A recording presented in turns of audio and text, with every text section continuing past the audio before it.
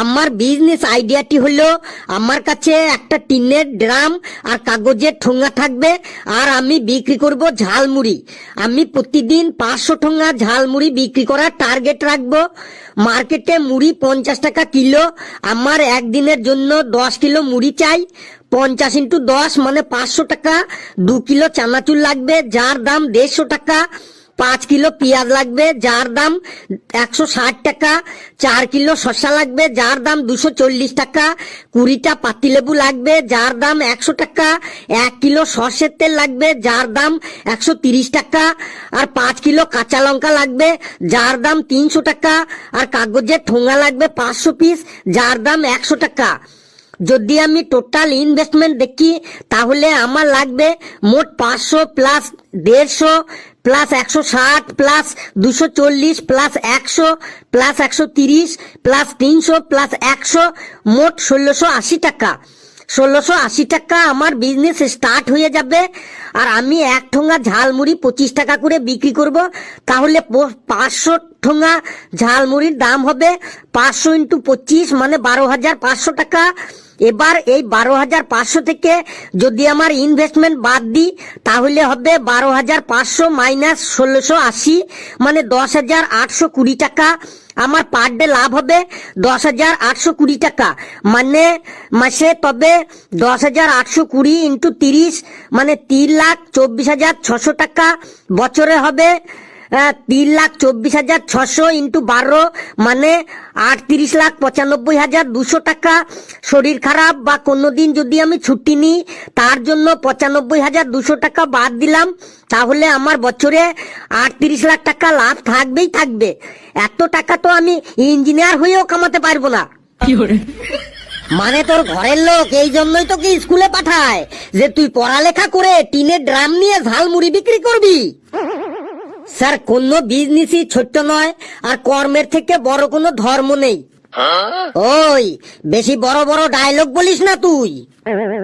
সবই বুঝলাম, কিন্তু তুমি 10 কিলো মুড়ি মাখাতে 5 কিলো কাঁচা লঙ্কা ব্যবহার করবে। ওই মুড়ি খেলে ঝালে কেউ টিকতে পারবে? স্যার, মুড়িটার নামই তো হলো ঝালমুড়ি, তাই বলে এত ঝাল? স্যার, মুড়িটা তো ঝাল দেবারও কারণ আছে। আমার ওই ঝালমুড়ির দোকানের পাশেই আমার ভাইকে চিনির শরবতের দোকান দিতে বলবো। ঝালমুড়ি খেয়েই যখন কাস্টমারদের ঝাললে একদম মুখ জ্বলে যাবে, তখনই ওরা মিষ্টি শরবত খেতে যাবে। আর প্রতি গ্লাস শরবতের দাম হবে 15 টাকা। 1 গ্লাস শরবত তৈরি করতে 3 টাকার চিনি লাগবে, তাহলে প্রতি গ্লাসে 13 টাকা করে লাভ থাকবে। তাহলে 500 × 13 মানে 6,500 টাকা এই শরবত বিক্রি করে পার ডে আমার লাভ হবে।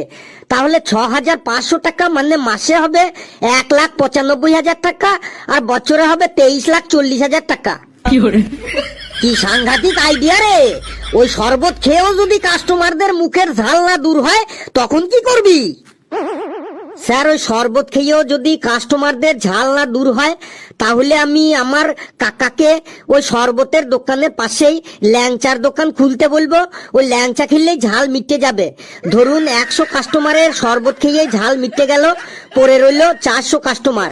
ওই 400 কাস্টমার যদি 2টো করে ল্যাংচা খায়, তাহলে একটি ল্যাংচা 10 টাকা হইলে 2টো ল্যাংচা 20 টাকা।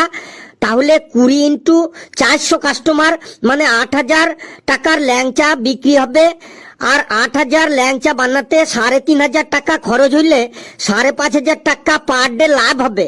তাহলে এবার আপনি মাসের আর বছরের হিসাবটা করে নিন। তারপর এমন একদিন আসবে, তখন আমি শুধু দিনে বসে বসে শুধু মেশিনে টাকাই গুনবো। এদের বিজনেসের আইডিয়া শুনে আমার নিজের বিজনেসের কথাই ভুলে গেছি। চলুন তাড়াতাড়ি এখান থেকে কেটে পড়ি, না হলে এরা আমাদেরকে একদম পাগল করে ছাড়বে।